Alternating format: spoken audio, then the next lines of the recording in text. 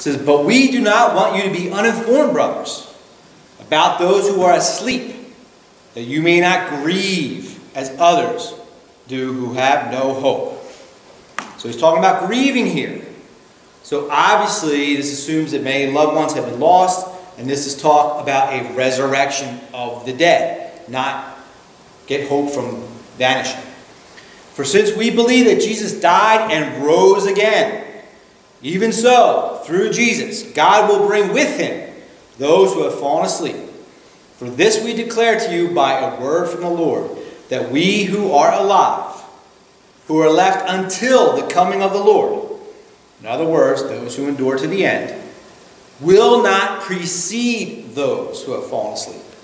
All right, so let's read that again. The rapture fiction promises that we will precede those who die. That's the important thing. But Paul says here, for this we declare to you by a word from the Lord, that we who are alive, who are left until the coming of the Lord, will not precede those who have fallen asleep. For the Lord himself will descend from heaven with a cry of command, with the voice of an archangel, and with the sound of the trumpet of God. And the dead in Christ will rise first. Does it sound silent? Does it sound secret? We have a cry of command. If you go to Revelation 11:12, we actually find out what that loud command is.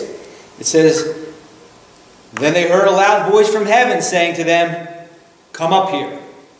And they went up to heaven in a cloud, and their enemies watched them. Verse 17, then we who are alive, who are left. Again, we who are alive, who are left, denotes that those who endured and survived after great persecution and a big apostasy, falling away, will be caught up together with them in the clouds to meet the Lord in the air, and so will always be with the Lord. Therefore, encourage one another with these words. So there's a single reference you get for the rapture. It's from that verse. In case you missed it, it says, we will be caught up together with them in the clouds to meet the Lord in the air. The word is harpagisometha. What the easier transliteration is harpazo. It means to snatch away. That's the closest you would get for that word rapture. It's this snatching away. But now we get one of the silliest evidence is that these people pushing the rapture try to present to us, where they try to separate Christ's triumphal return.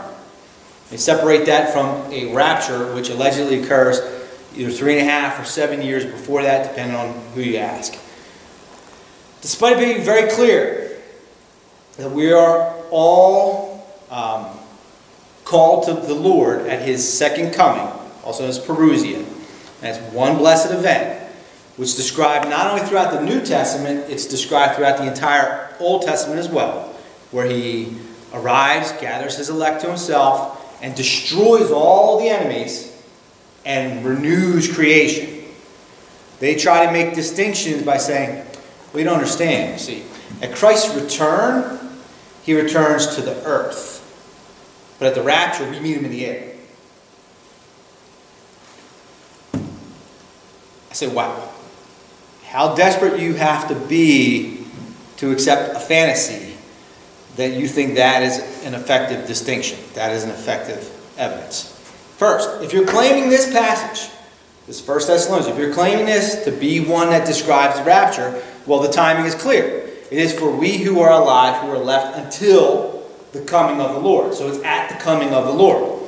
So it obviously occurs after the Great Tribulation, after the persecution, and after the genocide, after the apostasy. Second, there definitely isn't anything secretive or silent about this event. We have people rising from the dead, we have loud commands, and we have trumpet blasts. So I think someone will probably notice. And third, further distinction. Here's a picture of the space shuttle as it returns to Earth on its mission. Now, what moron is going to quibble if you see the space shuttle descending in the clouds? It hasn't really returned to the Earth yet, because it's still in the clouds. Nobody. Every rational person would clearly say that as the shuttle descends from the heavens and is in the clouds, from parts unknown, it has definitely returned to the earth. Only when we get into theological debates do people want to quibble and pick over minor matters and say, well, you see, Jesus is still in the air, so he hasn't returned yet. He has to set foot on the Mount of Olives for them to say that's his return. Now, if you're basing crucial theological positions on Picayune distinctions like that, I say good luck. 1 Thessalonians clearly, definitely describes resurrection at Christ's return. So they say, okay, well, then what about 1 Corinthians 15? Surely there's got to be a rapture there. I say, sorry, worse luck for you if that's what you're trying to find in 1 Corinthians 15.